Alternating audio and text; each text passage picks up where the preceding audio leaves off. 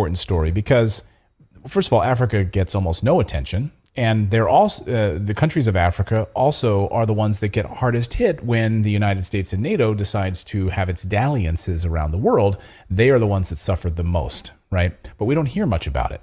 A few months ago, the United States and the European Union put intense pressure on the African countries to fall in line and vote for giving unlimited power to the World Health Organization. You may or may not remember this story.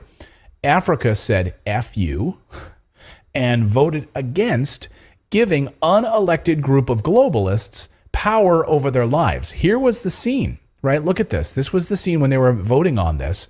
And basically African countries stood up and said, no, thank you. There was applause. There was it got suppressed on social media, but there were a couple of tweets that you could actually see people applauding. So Africa stood up for the whole world and they said, no.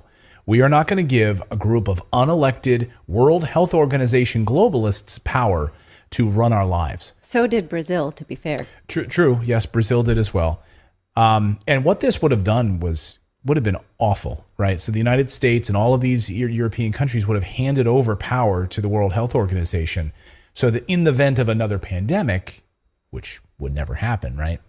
Then they would consolidate power under one currency. They would tell us all what to do, mandating lockdowns, all sorts of things, right? They would have unified power to dictate, and all of the countries then would listen. Track you.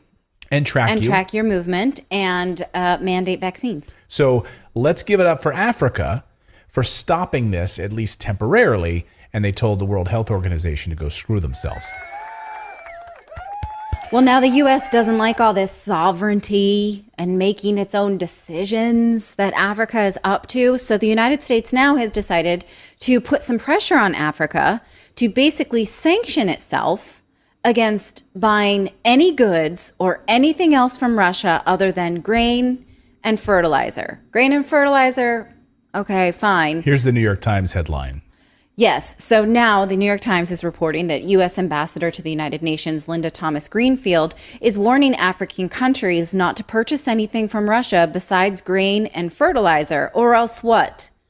Or else what? You know what? Sanctions. Because we love our sanctions. Our favorite things, right? So you sanction them or we're going to sanction you, right? Now, you may recall that just a few weeks ago, we reported that African nations they had a conference lately. They published a paper and they said, we need to tap into our own resources of fossil fuel for energy because we are too dependent on foreign imports and therefore too vulnerable to outside influences.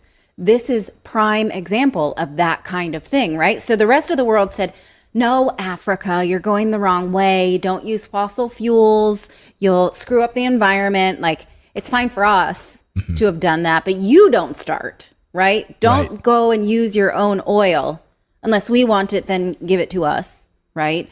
But no, we cannot have African nations making sovereign decisions. We need to reserve the right to tell you what to do.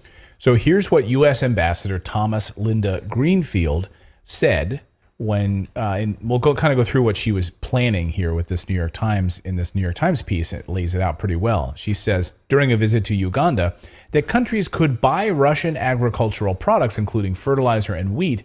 But she added that if a country decides to engage with Russia where there are sanctions, then they are breaking those sanctions. She says, we caution countries not to break those sanctions because then they stand the chance of having actions taken against them. I mean, the audacity. That's a not so veiled threat. Like, you bullies, right?